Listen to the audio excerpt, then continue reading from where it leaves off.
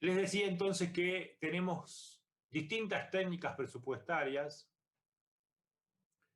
que se utilizan para elaborar el presupuesto. Las técnicas no son excluyentes, son complementarias.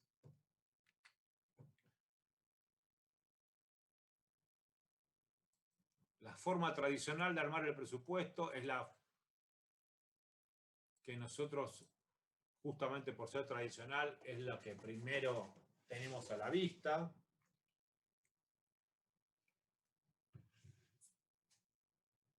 ¿No? La que nos dicen qué se gasta, pero no nos dicen para qué se gasta.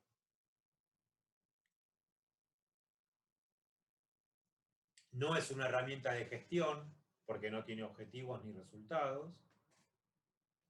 Y tiene un problema muy serio desde el punto de vista de la eficiencia del gasto, que es lo que se conoce como presupuesto inercial.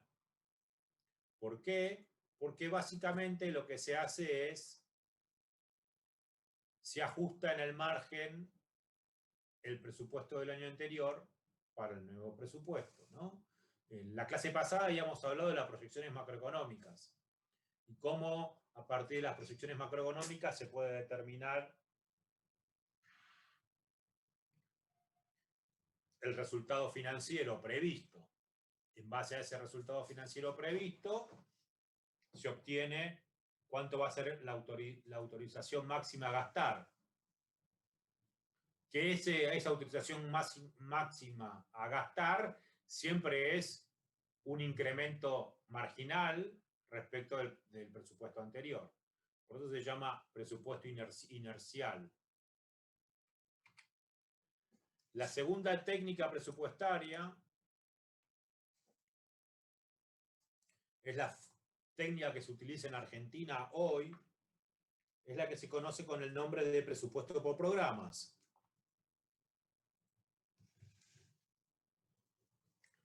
La lógica es que toda actividad presupuestaria, todo gasto, forma parte de un proceso de producción. Y entonces, disculpen, a partir de ese reconocimiento teórico, lo que se hace es agrupar los distintos tipos de gasto, las distintas actividades que hacen los distintos ministerios en programas, tomando como unidad de agrupamiento lo que se conoce como producto terminal. ¿Qué es un producto terminal? Un producto terminal en la metodología presupuestaria es un bien o servicio que el Estado pone a disposición de los contribuyentes / ciudadanos. Eso es un producto terminal. O sea, hay que identificar como destino final de un programa presupuestario un bien o servicio que es puesto a disposición de los individuos. Si yo tengo identificado el producto terminal, el armado del presupuesto por programas responde a la lógica de el insumo producto. Y además, mucho más importante, me permite hacer análisis de eficacia y de eficiencia, porque los productos terminales son cuantificables y por lo tanto permiten hacer análisis de eficiencia. O sea, si yo tengo vamos a poner un ejemplo concreto para que se entienda de lo que estamos hablando. Yo estoy analizando el presupuesto del Ministerio de Obras Públicas y agrupo una serie de actividades que forman parte de un proceso de producción que es fácilmente identificable como construcción, ¿no? Ahora, si ahora miramos el presupuesto del año 2020 o del año 21, vamos a ver que hay un gasto considerable del presupuesto de obras públicas en construcción de hospitales. Ahora, saber que se gastaron que se gastaron en construyendo hospitales, no sé, cientos de millones de pesos, no me sirve para nada.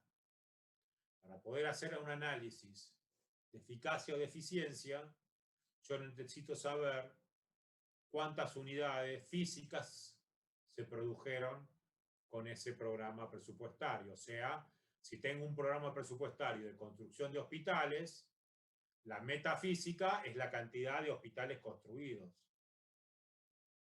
o la cantidad de escuelas construidas, o la cantidad de kilómetros de ruta construidos, y así para cualquiera de los distintos rubros que componen la obra pública. Y entonces, si yo tengo un producto identificado y lo puedo cuantificar, puedo hacer análisis de eficacia y de eficiencia. Si no, no puedo. Esa es la ventaja que tiene organizar el presupuesto por programas. La tercera técnica es la llamada presupuesto plurianual, que básicamente lo que se hace es no restringir la planificación a un periodo anual, sino, como su nombre lo indica, realizar el proceso de planificación de las políticas públicas por un periodo superior a un año.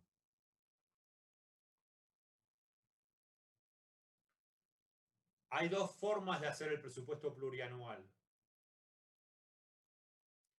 Lo que se conoce como presupuesto indicativo o limitativo. ¿Qué quiere decir que es indicativo? Que es solo una orientación. En términos prácticos, la ley de presupuesto en Argentina aprueba el presupuesto en forma anual. Y la parte plurianual del presupuesto es solo indicativo. Si fuera limitativo, la ley de presupuesto que se aprueba este año, si yo apruebo un presupuesto plurianual en 2021 por 3 años, apruebo el presupuesto del 2022, del 2023 y del 2024.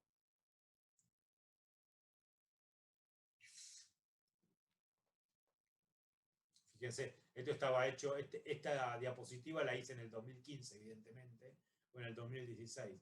Por eso puse, por ejemplo, el presupuesto de 2015. Una técnica que estuvo de moda muchos años en Argentina, o un concepto, mejor dicho, que estuvo de moda en Argentina,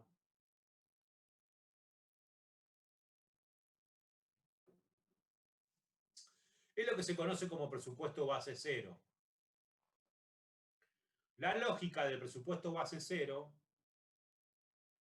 es encontrar un remedio, un antídoto al presupuesto inercial o a la inercia presupuestaria. Cada 15 de septiembre, la semana del 15 de septiembre, nosotros podemos leer en los diarios notas que hacen los periodistas económicos expertos en lectura de presupuesto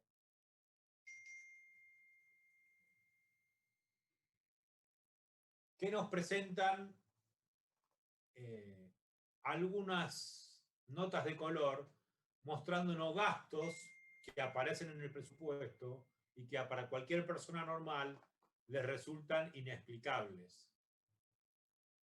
Esos gastos normalmente son consecuencia de la metodología del presupuesto tradicional y de la inercia presupuestaria, ¿no? Ejemplo, gastos en controlar enfermedades que ya no existen, por ejemplo, ¿no? El Ministerio de Salud tiene distintos programas y a veces puede ser que aparezcan actividades que ya no tienen ningún sentido. Por eso el presupuesto de base cero, más que una técnica presupuestaria, es una filosofía presupuestaria muy sencilla que simplemente, como su nombre lo indica, plantea que cada programa presupuestario sea justificado al momento, nuevamente al momento de tratarse el presupuesto de cada año. En la forma en que yo estoy presentando la definición de presupuesto base cero, al decir que cada programa presupuestario sea justificado nuevamente, sea priorizado nuevamente, deja claro que el presupuesto por programas y el presupuesto base cero o de base cero son metodologías, filosofías complementarias. Yo organizo el presupuesto en función de los productos terminales y armo un presupuesto por programas, y cada año debo volver a priorizar esos programas presupuestarios y volver a justificar cada programa presupuestario para ver si ese programa presupuestario sigue siendo una actividad prioritaria, ¿no? De la forma en que está pensado, justamente, como está pensado como una respuesta al problema del presupuesto incrementalista, o sea, a la inercia presupuestaria, la ventaja del presupuesto base cero es que elimina la ineficiencia en el gasto público producto de la inercia presupuestaria.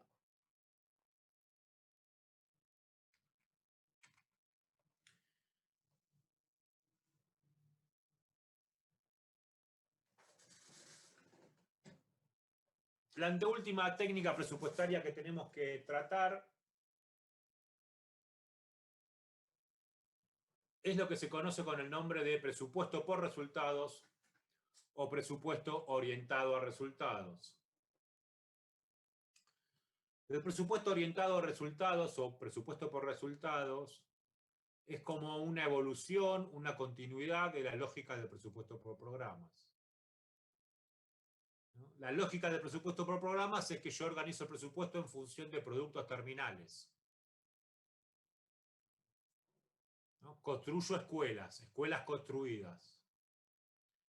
La lógica del presupuesto por resultados es que no solo identifico y cuantifico la producción, sino que también identifico y cuantifico el impacto de esa producción. ¿Por qué yo quiero construir escuelas? Bueno, quiero construir escuelas porque quiero mejorar la calidad de la enseñanza.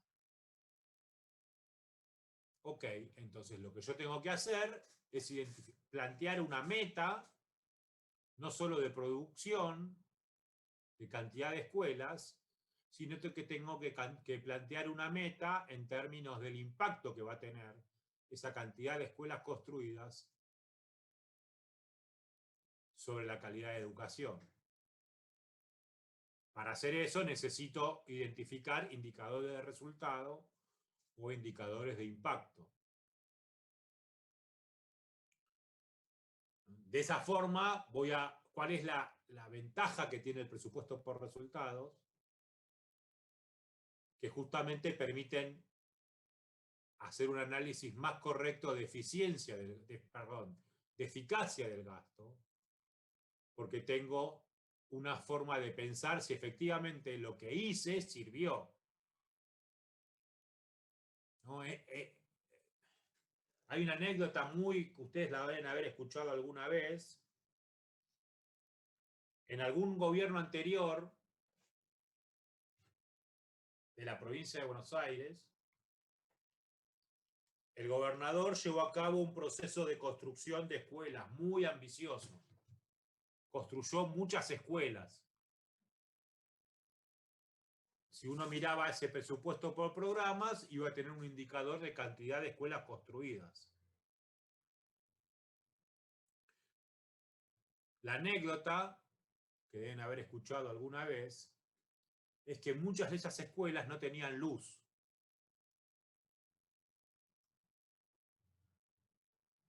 ¿No? Entonces, ¿para qué me sirve construir escuelas si las escuelas no tienen luz?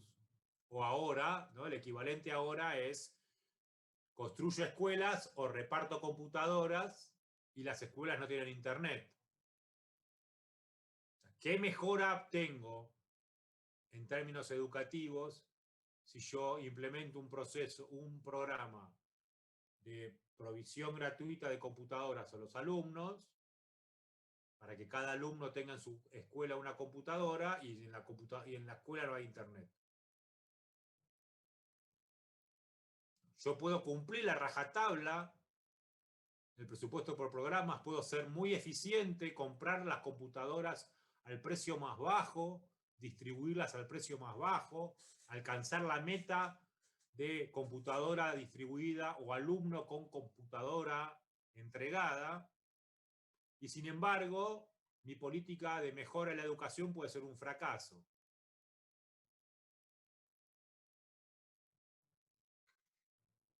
Esa es la lógica que tiene el presupuesto orientado a resultados. No pensar en la producción, sino pensar en el resultado que se quiere alcanzar con esa producción. Porque de esa forma nos obliga, cuando hacemos la planificación de la política pública, a no olvidarnos algunos detalles que son importantes.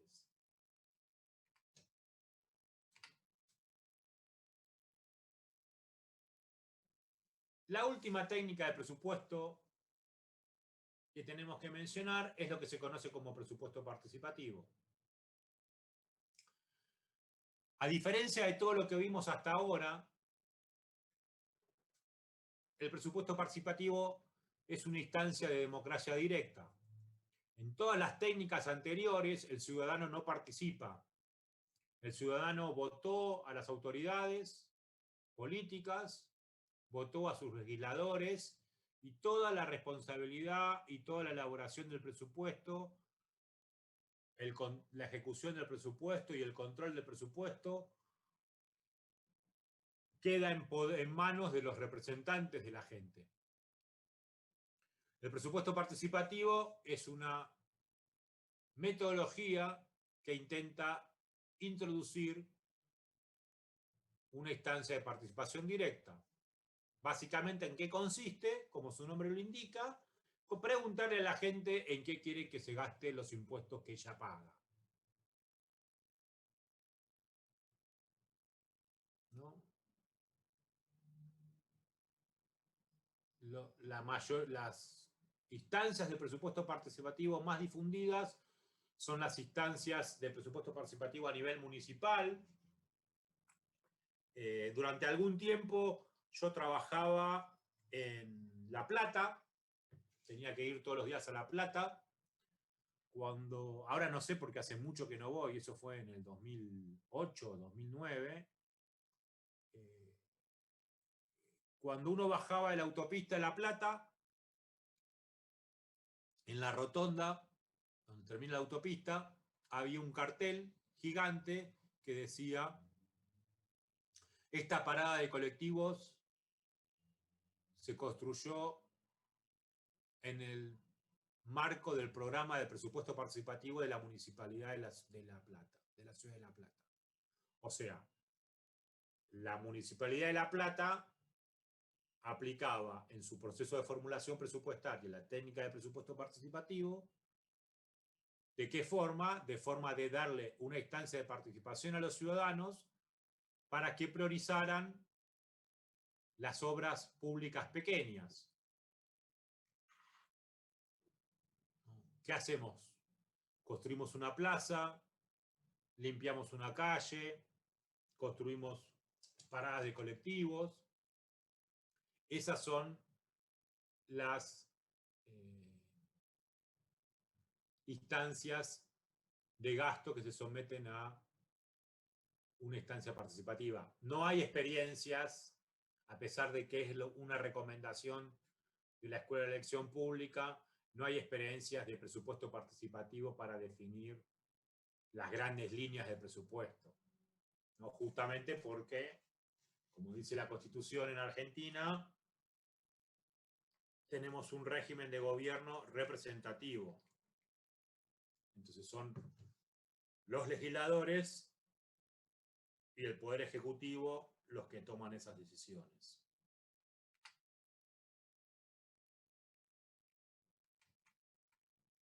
Bueno, se me acabó el PowerPoint. ¿Alguien tiene alguna pregunta? No, podrías mostrar esa diapositiva justo. Sí, no es problema. ¿Cuál? ¿Cuál es esa? La última del PowerPoint. Esta. Sí, gracias. Yo tengo una pregunta mientras. Sí. El tradicional, lo único que dice es cuánto se gasta, o sea, no dice más que cuánto se gasta. ¿Y quién? ¿Y quién? Ok, pero no para qué. Pero no para qué. O sea, miren, hagamos esto más divertido.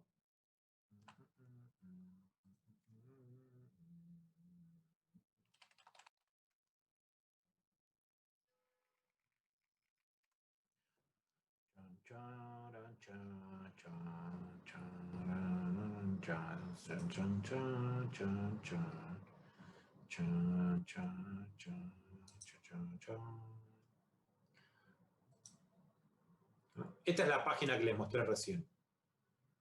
Entonces, yo, según la clasificación tradicional, la metodología tradicional, voy a saber, es lo que utiliza la clasificación jurisdiccional y por objeto del gasto. Entonces voy a saber qué jurisdicción gasta, cuánto gasta cada jurisdicción, y voy a saber en qué se gasta, ¿no? Cuánto se gasta en transferencias, cuánto se gasta en personal, cuánto se gasta en pago de la deuda. Fíjense, si yo entro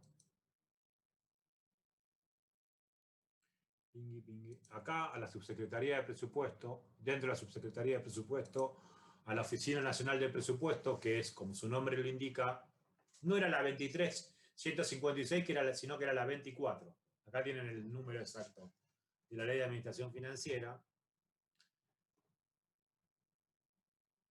Cuando yo entro a los presupuestos, miren esto. ¿Ven esto que dice acá? Esto que está acá.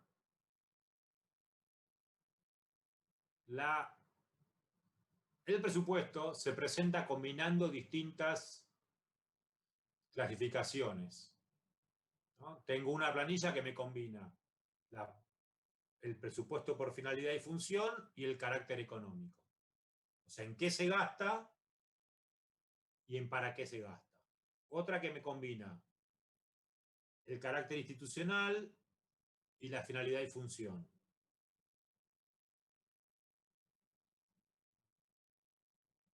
Después acá abajo tengo el presupuesto de cada organismo. Y si, por ejemplo, agarramos cualquiera, ¿no? Agarramos este.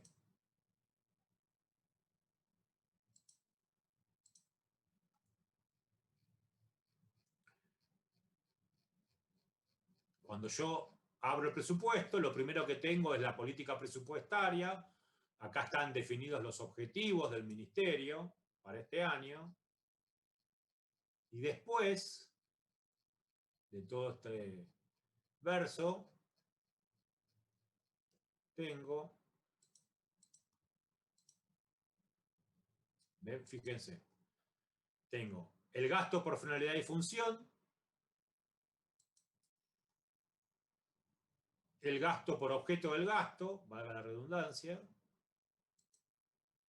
y esto era lo que yo le quería mostrar, el presupuesto definitivamente está organizado por programas.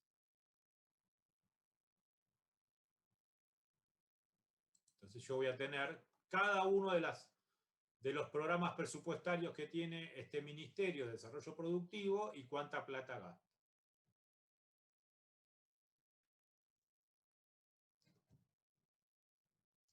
Bueno, si no tienen más preguntas, chicos, nos vemos ¿qué día es hoy?